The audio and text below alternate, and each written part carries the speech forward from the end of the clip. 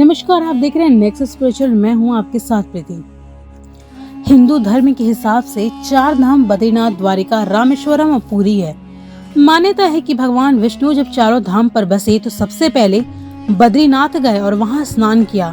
इसके बाद वो गुजरात के द्वारिका गए और वहां कपड़े बदले। द्वारिका के बाद उड़ीसा के पुरी में उन्होंने भोजन किया और अंत में तमिलनाडु के रामेश्वरम में विश्राम किया। पुरी में भगवान श्री जगन्नाथ का मंदिर है। पुरी के इस मंदिर में भगवान जगन्नाथ, उनके भाई बालभद्र और बहन सुभद्रा की काठ की लकड़ी की मूर्तियां हैं। लकड़ी की मूर्तियों वाला यह देश अनोखा मंदिर है। जगन्नाथ मंदिर की ऐसी तमाम विशेषताएं हैं, साथ ही मंदिर से जुड़ी ऐसी कई कहानियां हैं जो सदियों से रहस्य बनी हुई है।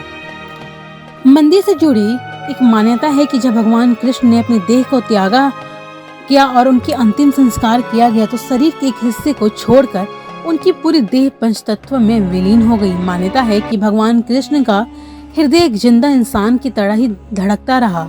कहते हैं कि वो दिल आज भी सुरक्षित है और भगवान जगन्नाथ की लकड़ी की मूर्ति के अंदर है।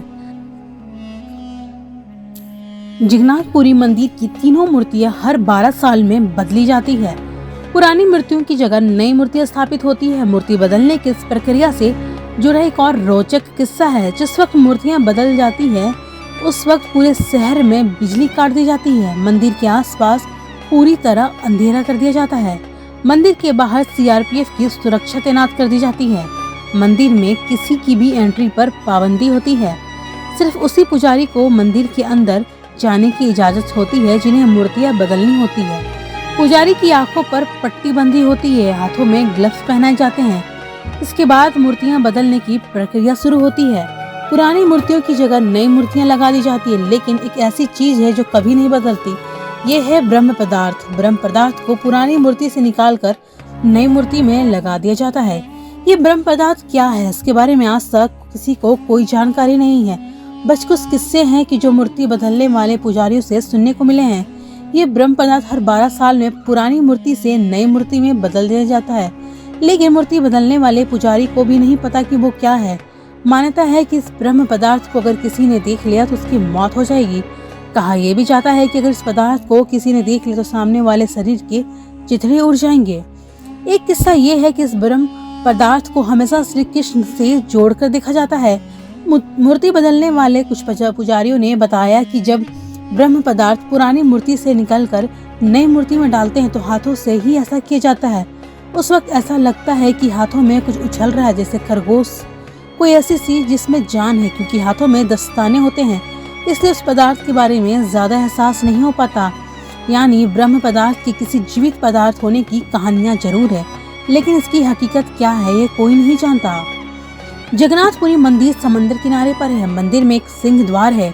कहा जाता है कि जब तक सिंह द्वार में कदम अंदर नहीं जाता तब तक समंदर की लहरों की आवाज सुनाई देती है, लेकिन जैसे ही सिंह द्वार के अंदर कदम जाता है लहरों की आवाज गुम हो जाती है।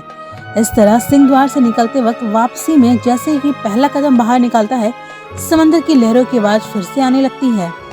ये भी कहा जाता है कि सिंह द्वार में कदम रखने की पहले आसपास जलाई जाने वाली चिताओं की गंध भी आती है, लेकिन जैसे ही कदम सिंह द्वार के अंदर जाता ही गंध भी खत्म हो जाती है। सिंह द्वार के ये रहस्य अब तक रहस्य ही बना हुआ है। आमतौर पर मंदिर, मस्जिद या किसी बड़ी इमारत पे पंछियों को बैठे हुए देखा जाता है, लेकिन जगन्नाथ मंदिर पर कभी किसी पक्षी को उड़ते हुए नहीं देखा गया। कोई पक्षी मंदिर परिसर में बैठे हुए दिखाई नहीं दिया। यही वजह है कि मंदिर के ऊपर से हवाई जहाज, हेलीकॉप्टर के उड़ने पर भी मनाही है। जगन्नाथ मंदिर करीब 4 लाख वर्ग फीट एरिया में है। इसकी ऊंचाई 214 फीट है। आमतौर पर दिन के वक्त में किसी भी इमारत या चीज, इंसान की परछाई जमीन दिखाई देती है, लेकिन जगन्नाथ मंदिर में परछाई कभी किसी ने नहीं देखी। इसके अलावा मंदिर के शिखर पे जो झंडा लगा है उसे लेकर भी बड़ा रहस्य है। इस झंडे को हर रोज बदलने का नियम है। मान्यता है कि अगर किसी दिन झंडे को नहीं बदला गया तो शायद मंदिर अगले 18 सालों के लिए बंद हो जाएगा। इसके अलावा ये झंडा हमेशा हवा की विपरीत दिशा में उड़ता है। मंदिर के शिखर पर एक सुदर्शन चक्र भी है। कहा जाता है कि पुरी के किसी भी कोने से अगर इस सुदर्शन चक्र को देखा जाए तो उसका मुंह आपकी तरफ ही नजर आता है। कहा तो ये भी जाता है कि जगन्नाथ मंदिर में दुनिया की सबसे बड़ी रसोई है। इस रसोई में 500 रसोइये हैं और 300 उनके सहयोगी काम करते हैं। इस रसोई से जुड़ा एक रहस्य ये है कि यहाँ चाहे लाखों भक्त आ जाए, कभी प्रसाद कम नहीं पड़ा। लेकिन जैसे ही मंदिर का गेट बंद होने का वक्त आता है, प्रसाद अपने आप खत्म हो जाता है। यानी यहाँ प्रसाद कभी व्यर्थ नहीं होता। इसके अलावा मंदिर में जो भी प्रसाद बनता है वो लकड़ी के चूल्हे पर बनाया जाता है। ये प्रसाद 7 बर्तनों में बनाया जाता है। 7 बर्तनों को एक एक करके ऊपर रखा जाता है, यानी 7 बर्तन चूल्हे पर एक सीढ़ी की तरह रखे होते हैं। लेकिन सबसे हैरानी की बात यह है कि जो बर्तन सबसे ऊपर यानी 7वें नंबर पर होता है, उसमें सबसे पहले प्रसाद बनकर तैयार होता है। इसके बाद छठे, 5वें, चौथे, तीसरे, दूसरे और पहले यानी सबसे नीचे के बर्तन का प्रसाद आखिरी में तैयार होता है। ये सब अपने आप में एक रहस्य अभी तक बना हुआ है।